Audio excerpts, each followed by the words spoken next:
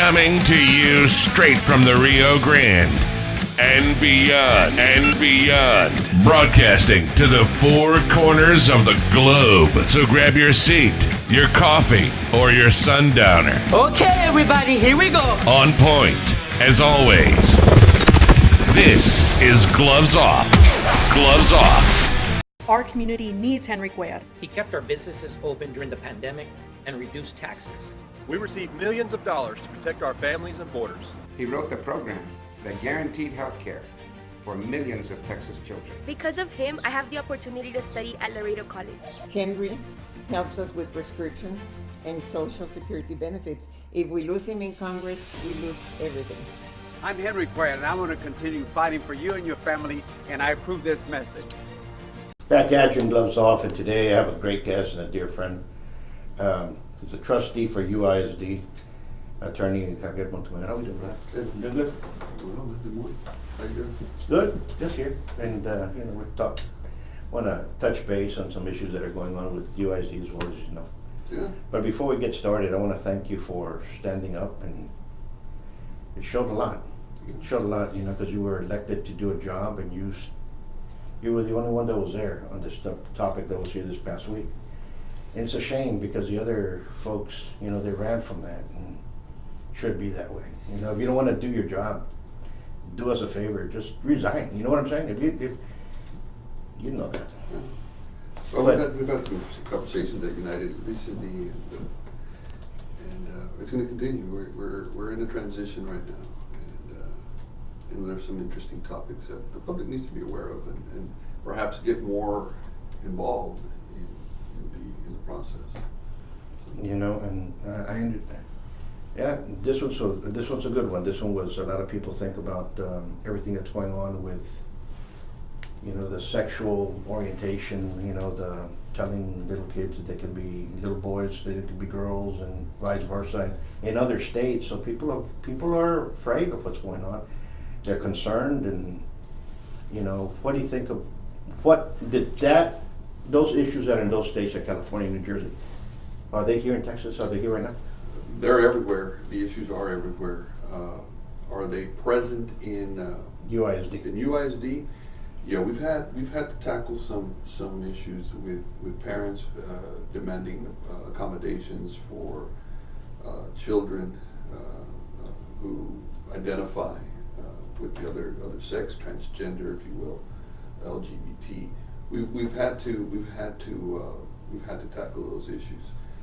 It's interesting because it's not only in the school setting, but it's in the fine arts, in the sports setting as well. We've had issues across the state to deal with those, to deal with those types of identification issues. What's happening now at United is that we're in the process of approving a new health curriculum, a new textbook, if you will. And there has been some questions by members of the community with regards to the topics, with regards to the type of instruction that's going to occur, who is going to deliver that instruction. And so, as you probably already know, the district operates under the direction of the Texas Education Agency. Sure. We have to follow certain guidelines, certain TEKS, if you will, TEKS, and those TEKS, are basically goals and types of curriculums that we need to meet in each of our instructions. So this new textbook that we have that is in committee right now, that was talked about at the last meeting, and we had some of the community members come in and show or talk about their concerns with the instruction. That book is up for a vote coming next week. But in looking at the book, I've just received the information the last couple of days. I haven't really delved too much into it, but I've started doing a cursory review of it. And it's aligned with the TEKS. It's aligned with what TEA recommends. It's been approved by the State Board of Education, approved by the Governor's Office. So these are conservative agencies and conservative types of individuals. So the book does talk about dating violence, family violence. It talks about what is appropriate touching, But it starts off, at different grade levels, beginning in first grade, second grade, third grade, and it builds into your middle school and high school education settings. And so, but nowhere in the book do we talk about transgender, or does it talk about how you identify and things like that. It talks about perhaps sexually transmitted diseases, again, dating violence, what is appropriate touching for the children, trafficking in children. Just give the children an awareness of what is going on around them, and maybe they can recognize situations. Talks about reporting as well. Trusted adults. As you know, teachers, administrators spend the majority of their day with children, and so some of the children trust these individuals. They talk to them. Absolutely. And so they may feel more comfortable going to their teacher or going to a friend who then turns around and goes to the teacher, and how to report these situations. But yeah, that's where we're at. All that's it's fine, because you do need to teach that, number one, in school, but also parents and moms have to teach their sons and daughters about respect, how to respect themselves and how to respect the other, how to respect period, because we have those problems as well. And issues arise, and sometimes, you're dating or what happens, and things occur, and a no's a no, and that's just the way it is. And, when you're younger, there's a lot of abuse. There's a lot of child abuse. There's a lot of sexual abuse for children. There's issues of that nature that have to be reported, and all that I'm finding an agreement with, But when you look at some of these states, that most of, how can I put it? I hate to say this, but most of our educators have always leaned a little bit to the left. Mm-hmm. But nowadays it's too far to the left. I mean, it's already to the point over there that even if you're a moderate or conservative, you're frowned upon. You're called a bigot. You're called names. They're trying to cancel you out, and hopefully that doesn't occur within our school system, because we do have some that are lean to the left field, and everybody has their own opinions, and that's what makes this country beautiful, because everybody can come together and work together. But when it's just my way or the highway, that's when things start getting out of hand. There's a lot of other states that are having severe problems with it. You have a lot of, California's one of them, and issues that way, that they're just, they're butting heads. And Congress right now has a bill that we're listening to. It's called the Equality Act, that will remove the parent from actually doing that. It'll give it, apparently that's what we've heard, that it'll give the schools the ability to do that. Some states, as we know, have programs where if the boy wants to identify as a girl in school, he's going to be identified without the parents knowing. All those things have to occur. I think parents need to understand that if there was a dating issue, a dating problem, maybe somebody did get date rape or get not raped or something like that, and they went to the counselor, they have to take it forth. Remember, date rape is still rape, and so all those issues need to come forth and be addressed. And so here, if I may look at some of my notes. So here, I'll tell you, even the high school, you're looking at information regarding the reproductive system, sure, which we learned when we were in middle school. Teen pregnancy, sexual harassment and assault, violence in the community, abuse and neglect, sexually transmitted infections, HIV, AIDS. Absolutely. Dating relationships, adolescence and puberty, teen pregnancy. Those are some of the topics that we talk about in high school. If we were to go to the elementary curriculum that we've been talking about. So here we're talking about what is safe and unsafe touching. Saying no to risky situations, being alert.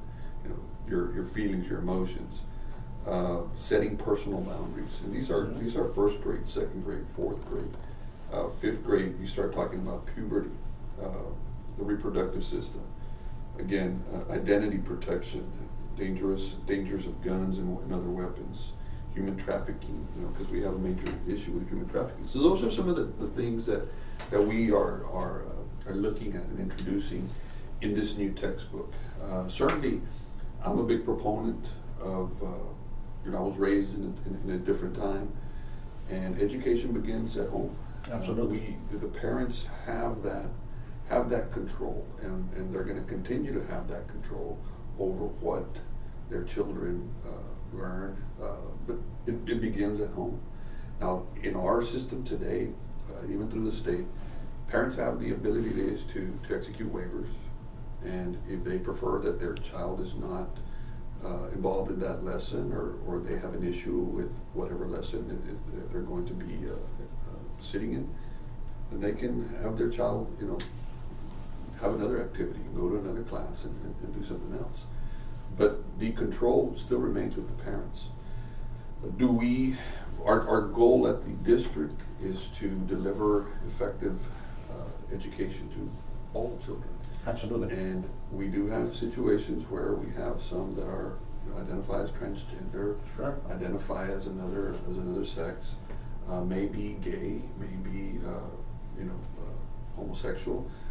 There's a lot of children with a lot of different personalities, but we have to try to find a middle ground to be able to educate all children. But those issues were around when we grew up. Sure. They haven't changed in 20, 30 years, 40, 50, and it continues, and those issues have always been around. And everybody respected everybody. Nobody was there bullying anybody or what have you. And unfortunately, I had the Batman syndrome. When somebody was bullied, I kind of stuck up for them, and that's why I got into a lot of trouble. But what I'm saying is, we have to start teaching. Just go back down to the basics. How about respect? How about respect one another? Respect, yeah. Respect. Have your own self-pride. Have your own self-confidence. Start building those issues. And I think I agree with a lot of parents, and a lot of parents are very scared. And I would be as well if my kids were a little bit younger. Because I think we've done a fair job, good job with them. And in the sense that issues that are occurring in other states, they can trickle down. They can in a fast heartbeat, and it's sad. Yeah, you have situations that all these situations have become politicized. You look at Florida, Governor DeSantis and his recent rules, involve Disney, and now Disney and DeSantis and the governor are at odds. Texas is no different. We have these new rules, regarding abortion that may be overturning Roe versus Wade now. And believe you me, I know people around me, directly next to me, are very anti-abortion, and I have other individuals who are very pro-choice. And you've got high school students who tell me, "Hey, Mr. Montemayor, I don't have a problem if he wants to control his life, but this is my body, and I make my choices with regards to my body." So you have that debate going on all the time, and so it does become a political issue, as does these new the curriculum and so I understand completely, and so we have to comply with what the state is requiring of us, and we're going to do our best to keep it as fair and as accurate as we can, and try to deliver the best neutral education that we can to all kids. Let them learn about respect, let them learn about boundaries, let them learn about dating violence, let them learn about human trafficking and guns and weapons and those types of issues. And again, respect is probably going to be the major key here. No, you're absolutely right. We've known each other for a very long time. You know that I've always been against bullying. That's my pet peeve. Sure. And when I moved back, I was always against it. So I'm trying to get programs started in the schools and stuff. That was before you were trustee. Yeah, trustee. And I went in front of the sheriff and went in front of everybody. We all sat down with some of them, and I said, you know, bullying is one thing, but there's also gangs here that are going to start coming up. Everybody said that there was no bully problem. You're talking about 2001, 2, and 3, 4. Everybody said there was no bully problem, and Laredo had no gangs. And I said, you're going to start coming. You're going to start seeing it. And the only person that agreed with me was now Judge Pepe Salinas. You know, he was in the sheriff's office. He goes, I'm with you 100%. Those programs that we would have implemented back then would have stopped a lot of issues that we have now. But somewhere along the line, in 2009-10, there was a huge bully problem here in Laredo. You know, Alexander had a lot of teen girls that were being bullied because they were pregnant, and some of them committed suicide. LISD came up with, you know, let's wear a blue shirt. You know, if you report a bully, would you become a rat? And what happened to one of the young kids? He, I won't mention the school, but he was an LISD student. You know, he ratted out, told everybody else about being a bully. He got a nice bully stopper on blue shirt. Went home and was in a coma for 3 months. You know, so what did that do? They just got one kid to become a rat, and that's the same thing's going to happen to him with a blue shirt or without blue shirt. So we have to start. How can you see being proactive or instead of reactive to a situation? I agree completely. And hopefully, and you showed that by being there. Yeah. You know what I'm saying? Let's see what's going on, not by hiding. You know, we are responsible to the public, and I tell you that I have seen some transition regarding bully problems. I'm really impressed sometimes when talking to elementary kids, you know, and talking about bullying, and you know, I had a panel of about 3 kids the other day, and we were just talking about current events, and one of the major issues that they brought up, for example, regarding bullying, was body shaming. Body what? Body shaming. Oh. And so all 3 of them from different schools were very clear that, you know, they recognized body shaming as something not good. When you start talking about this little girl, her body looks like this, or this little boy, his body looks like that. Sure. And so you can see that they're learning these issues, and they're learning about what is right and what is wrong. And you know, that's the best way to get through to some of our to what these individuals are going to become adults, and that's, you know, that's something that they're growing up with, and they're learning some of these lessons. But again, you know, coping skills. It's a major something that I see that we're lacking a lot of, that our young kids are lacking a lot of. How to deal with, for example, breakup in relationships, emotional hurt, failure. You know, our kids don't fail, you know, and that is a major lesson for somebody to learn, and you become a better individual. That's just my opinion. Everybody gets a trophy, you know, everybody gets a participation award, and that's not, you know. We've had some that commit suicide because of, you know, relationship, you know, breakups, and it's unfortunate that you know, that occurs, but that is where you know, I've asked our, you know, regarding these instructions that we look at, and teaching our children to cope, teaching our children that failing is okay. You know, sometimes failure makes you a better person, you know, and makes you stronger. And so, you know, those are some of the issues that we're tackling around at United, and we're talking about them, and we're inviting, obviously, you know, community members to come in and share their opinion. They may not agree, but we can only do so much, but we do want to incorporate their comments, their ideas, their beliefs into the curriculum and into what we're trying to accomplish. So.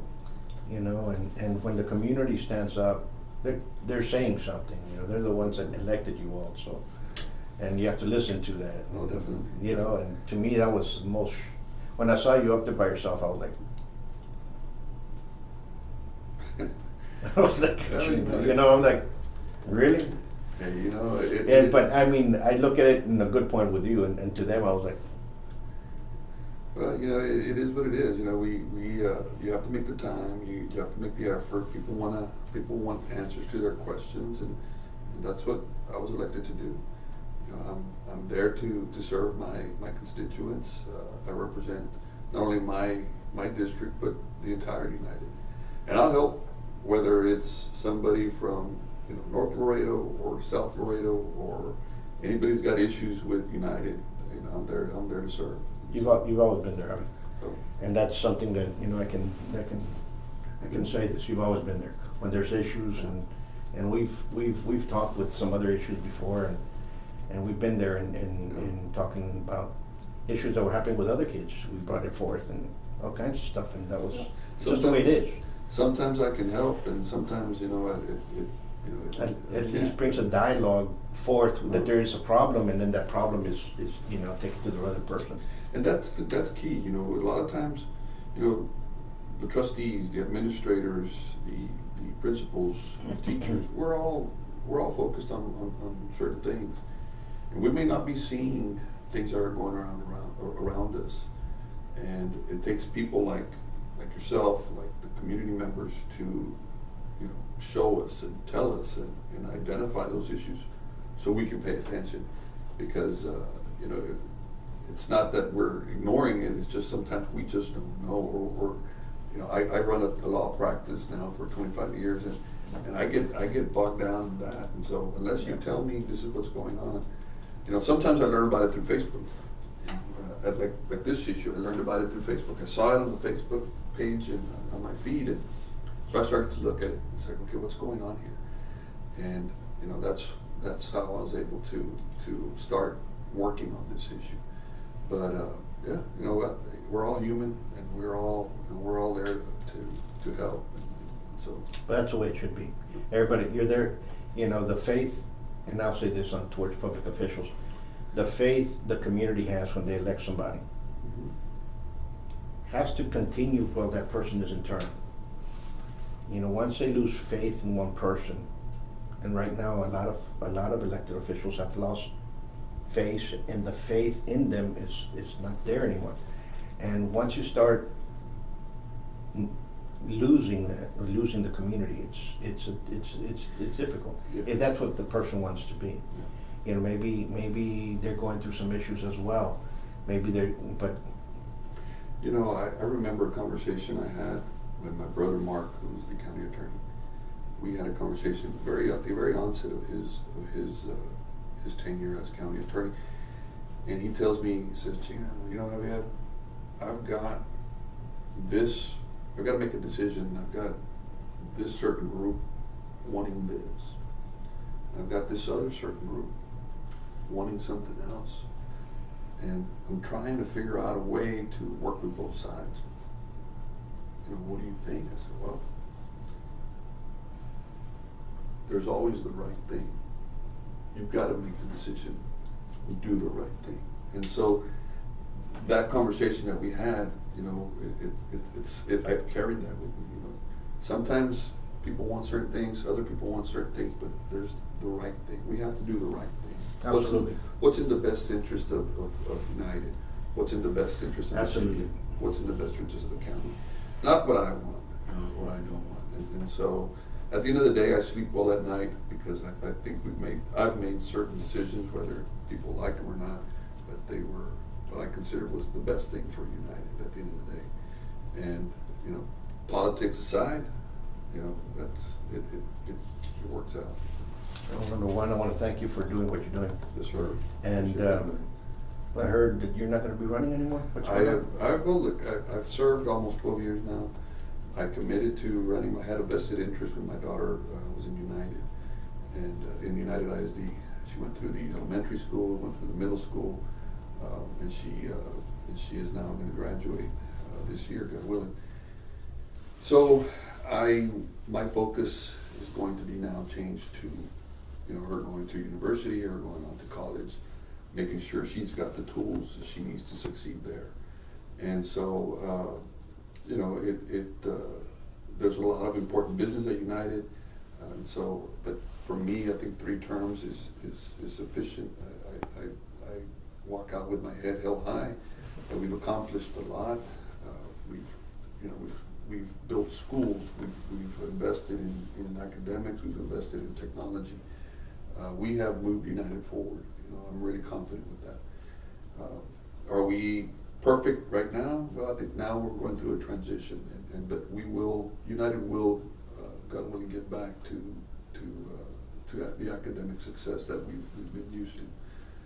The virtual learning, the pandemic, the loss in the loss of students has been a trying situation for United. But for me, I've served my 3 terms, and it's time for new energy, new ideas. Mm-hmm. So absolutely.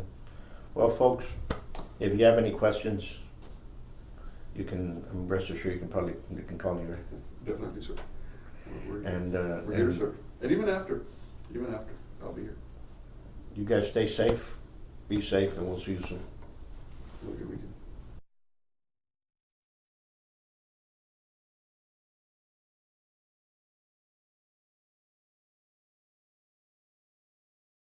Today, in America, more than 5.5 million men, women, and children train in a martial art regularly. Buitrón Academy has been serving Laredo for over 30 years now.